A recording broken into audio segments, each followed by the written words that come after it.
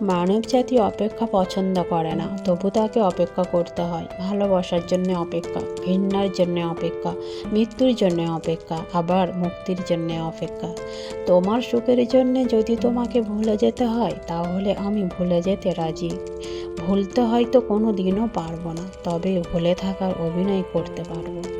ভালোবাসা এমন এক বদ অভ্যাস, যেটার কারণে মানুষ এক মুহূর্ত আনন্দ পাওয়ার জন্যে সারা জীবন কষ্ট সইতে দ্বিধাবোধ করে না। আমার ভালোবাসায় কোনো জটিলতা ছিল না, জটিলতা ছিল তোমার মনের ভিতরে। ভালোবাসা আমায় ছেড়ে চলে যায়নি, তুমি আমাকে ছেড়ে চলে গেছো। আজ যে মাটি আপনার পায়ের নিচে আছে, কাল হয়তো সেই মাটি আপনার উপরে থাকবে। একটু ভাবুন তো, আমরা কী নিয়ে এত গর্বিত করি?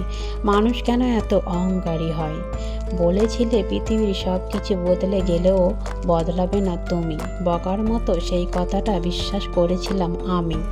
আজ পৃথিবীর সব ঠিক আছে, শুধু বদলে গেলে তুমি। কেন? তোমাকে বলছি, আমার দেওয়া ভালোবাসা ফেরত দাও, তোমার দেওয়া কষ্টগুলো ফেরত নাও, তোমার দেওয়া স্মৃতিগুলো মুছে দিয়ে যাও।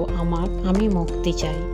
পৃথিবীতে কেউ কেউ এত ভাগ্যবান যে মানুষকে অনেক কষ্ট দিয়ে ও নিজেও ভালোবাসা পায়, আর কেউ কেউ এত হতভাগা যে অনেক বেশি ভালোবেসে অবিনিময় শুধু কষ্ট পেতে হয়। কাঁদাই তো সে, যে একটা সময় আপনাকে জানো ময়না পাখি বা ভূষণা ময়না টিয়া বলে খুশি রাখতো। যারা খুব কাঁদতে পারো, তাদের সবচেয়ে বড় লাভ হচ্ছে তাদের মনে কষ্ট তেমন জমে না। অথচ যারা মন খুলে কাঁদতে পারে না, তাদের মনটা হলো কষ্টের আকাশ। প্রতিটি জীবন একটি সম্পর্কের কাছে দুর্বল থাকে, যেখানে কিছু অবুঝ সরলতা আর কিছু বর্ণিল মুখের ভাষা জীবনকে সাশ্রয়হীনভাবে কাঁদায়, যা কেউ দেখে না। আবার ফিরে আসা অন্তত 1 ঘন্টার জন্যে, নয়তো 1 মিনিটের জন্যে, অন্তত একটা মুহূর্তের জন্যে। বলবো না পাশে থাকতে, বলবো না আর একটিবার নতুন করে ভালোবাসতে, শুধু বলবো তোমার দেওয়া স্মৃতিগুলো নিয়ে